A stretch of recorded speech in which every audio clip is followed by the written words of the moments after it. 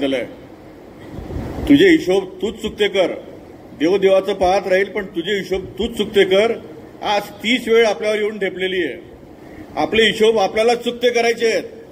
आपल्यासाठी संदीप काळे नावाचं हे गोंगावणारं वादळ जे आहे ना, हे 24 तास झपाटल्यासारखं काम करतंय. गरज आहे फक्त त्यांना शक्ती देण्याची, गरज आहे फक्त त्यांच्या सोबत राहण्याची.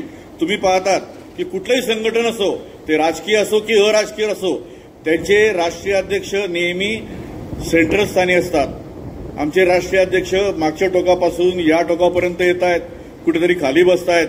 असं फक्त आणि फक्त व्हॉइस ऑफ मीडियातच शक्य होतं. आणि म्हणून इतरांपेक्षा व्हॉइस ऑफ मीडिया का वेगळं आहे त्याचं कारण हे आहे.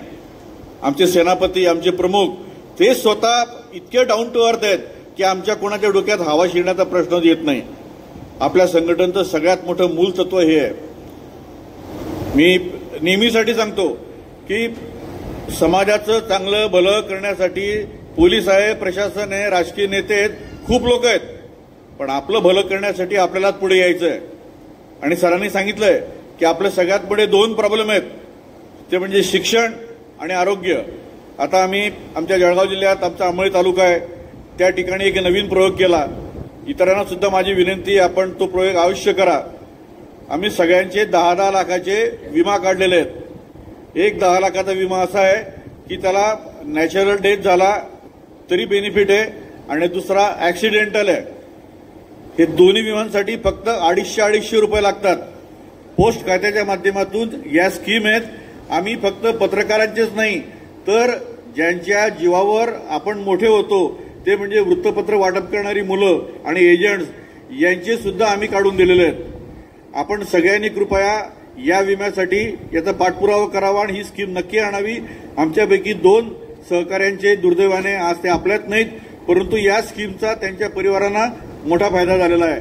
त्यानंतर जळगाव जिल्ह्यामध्ये गोदावरी फाउंडेशन आहे, त्यांचं मेडिकल कॉलेज आहे, खूप सुसज्ज असं हॉस्पिटल आहे. या हॉस्पिटलशी आम्ही आता टायअप झालेलो आहोत. 8 दिवसापूर्वी व्हॉइस ऑफ मीडियाचे सर्व सदस्य, त्यांचे सर्व कुटुंब सदस्य, प्लस सर्व वृत्तपत्र एजंट आणि वृत्तपत्र वाटणारी मुलं, या सर्वांच्या आम्ही टोटल टेस्ट केल्या. प्रत्येकाच्या टेस्टचा खर्च 5,000 आणि प्लस झालेला आहे. हा सर्व खर्च त्या फाउंडेशनने केला.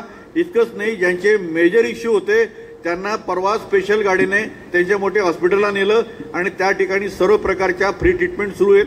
मी मागे सुद्धा म्हटलं होतं की आपापल्या जिल्ह्यामध्ये आपापल्या ठिकाणी जे काही मेडिकल कॉलेजेस आहेत त्यांचं सहकार्य घ्या. निश्चितपणे आपल्या आरोग्याचा प्रश्न सुटेल. बस आता वेळ आलेली आहे. आदरणीय नदवी सरांनी सांगितलं की लहान मुलींच्या पासून तर वृद्ध माता भगिनींपर्यंत ज्या पद्धतीने अत्याचाराचे बळी जात आहेत, पोलीस त्यांचं काम करत आहेत, प्रशासन त्यांचं काम करत आहे, परंतु फक्त त्यांच्या भरोश्यावर आपली सुरक्षा होणार नाही. कारण तुटपुंजी संख्या आणि भले मोठे प्रॉब्लेम, या बेसवर आता पत्रकारांनो आपल्याला तुटून पडायचं आहे. हा इश्यू जो आहे आपल्या बहिणींचा, आपल्या मातांचा, हा जो इश्यू आहे, हा आता आपण प्रत्येकजण आपला इश्यू तयार करा. व्हॉइस ऑफ मीडियाच्या माध्यमातून याच्यावर तुटून पडा. येणाऱ्या काळामध्ये आपल्याला जे काही चित्र दिसतंय ते काही फार चांगलं नाही आहे. त्याच्यासाठी आपल्या जबाबदाऱ्या वाढलेल्या आहेत. परमेश्वर आपल्याला त्याच्यासाठी प्रचंड ऊर्जा देऊ. धन्यवाद. यानंतर मी